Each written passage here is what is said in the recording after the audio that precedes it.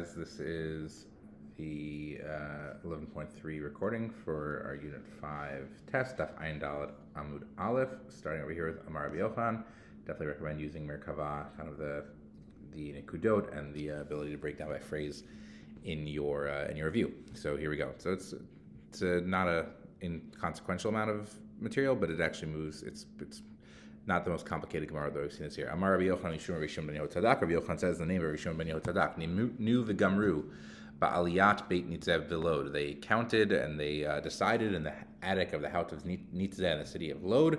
Kol averot Shabbat Torah. If for all the sins in the Torah, imamrin lola adam avort v'al tehareg. If someone says to a person, transgress, meaning sin, va'al tehareg, sin and don't die and don't be killed. Ya'avor v'al yareg. You should sin and not die. Chutz me'avodat kochavim, except for they ask you to worship Avodah Zarah, Gilu Arayot, to involve yourself in inappropriate sexual activity, incest, adultery, things like that, V'shvichut damim, and murder.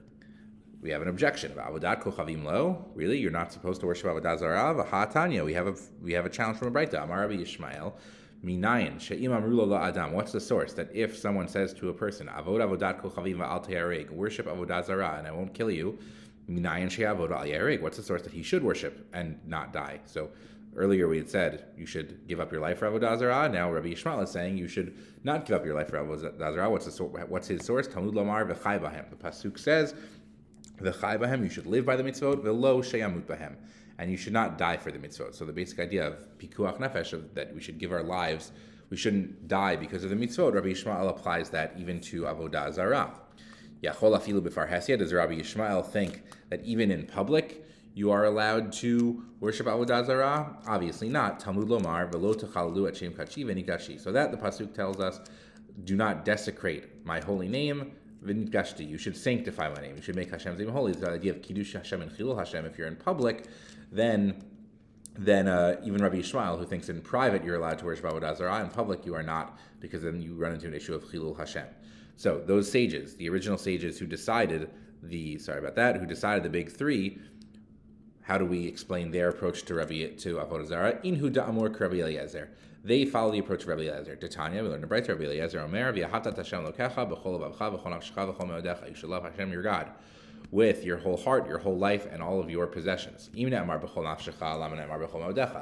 you're going to say with all your life, why then mention with all your possessions? And if you're going to say with all your possessions, then why also say with your life? The idea of being just choose whichever one is a bigger sacrifice and just say one of that. If I have to sacrifice $10, I obviously have to sacrifice $5. So we respond, if you have a person who their body is more precious than their possessions, so for them, they're giving up their life is a bigger sacrifice. They're a person whose b'chol nafshecha is a bigger sacrifice. If you have a person whose body is more precious, that his money is more precious than his body, than his life, there, for them, we say b'chol me'odecha. That's the type of person who has to give up their possessions. So they follow Rabbi Eliezer says, but you have to love Hashem with all of your life, which means you can't worship Avodah Zarah. It's a betrayal of your love of Hashem. And b'chol nafshecha, meaning you even have to give up your life for that love. Now we ask the source for the next two sins, Gilu Arayot v'shvichut damim, Kid Rebbe. They follow the approach of Rabbi Yehuda Hanasi, Titania. Rabbi Omer, Rabbi Yehuda Hanasi says, Ki kasher yakum ish arehu ratzcho nefesh kein havavar hazeh. Our pasuk that we had seen back in the sugya of Rodef about the rape of a married woman says that rape of a married woman is just like kasher yakum ish arehu ratzcho nefesh. It's just like when a man gets up against his fellow and kills him, kein hadavar hazeh. Rape of a married woman is just like that. But what do we actually learn from this mention of Rotzeach? Don't worry about this line too much. We said it's a very complicated line, but basically that you thought it was going to teach you something, but actually you thought rape was teaching us, you thought murder was teaching us about rape, but actually rape is teaching us something about murder as well. We have a juxtaposition between murder and the rape of a married woman. So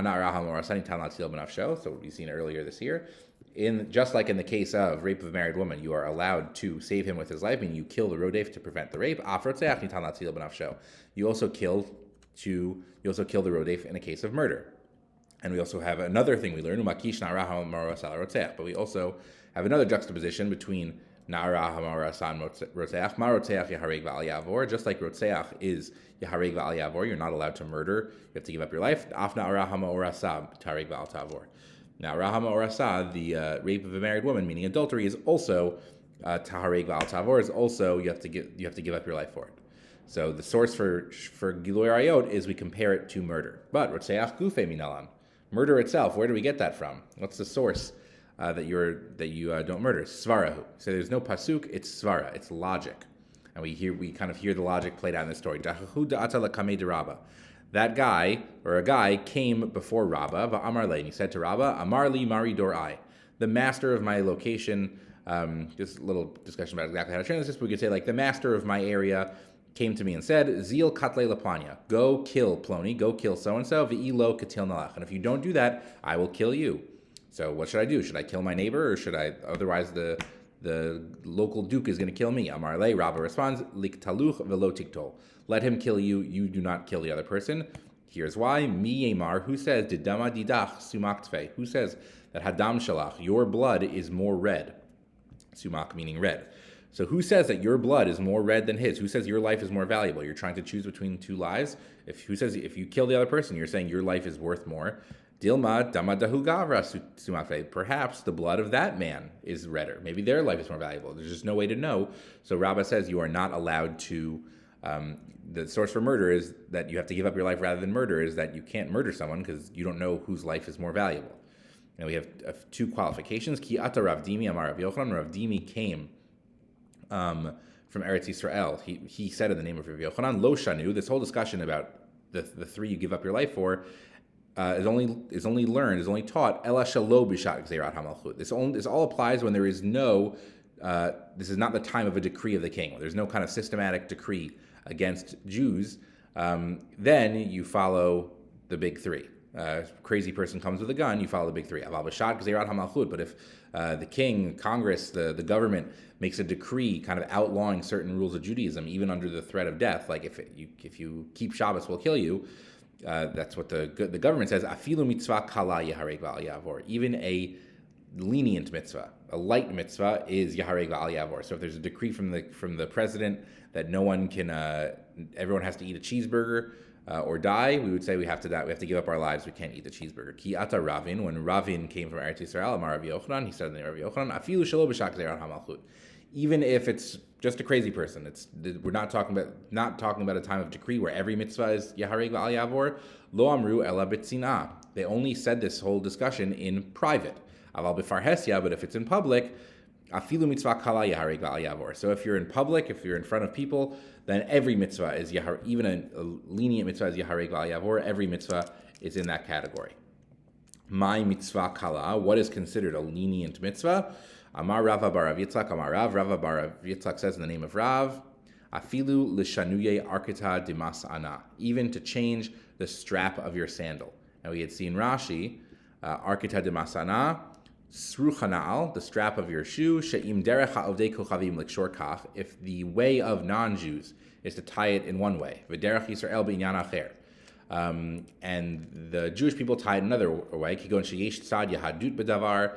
So there's like a Jewish way to tie it. There's a symbol of Judaism. V'derech Yisrael hiyot snuim, and it's a more modest way, whatever it is. Maybe if Jewish people tie a single knot and non-Jewish people tie a double knot. Afilu shinui zeh, even changing this. She'ein kan mitzvah. There's no actual mitzvah here. There's no commandment that we have to tie our sandals one way or the other. Ela minhag ba'alma. It's merely a minhag. We're just talking on the level of minhag here. In that scenario, if we're talking if it's in public or if it's a decree from the king, and they say we want you to change your shoes to resemble the non-Jews' shoes, yikadeshet Hashem.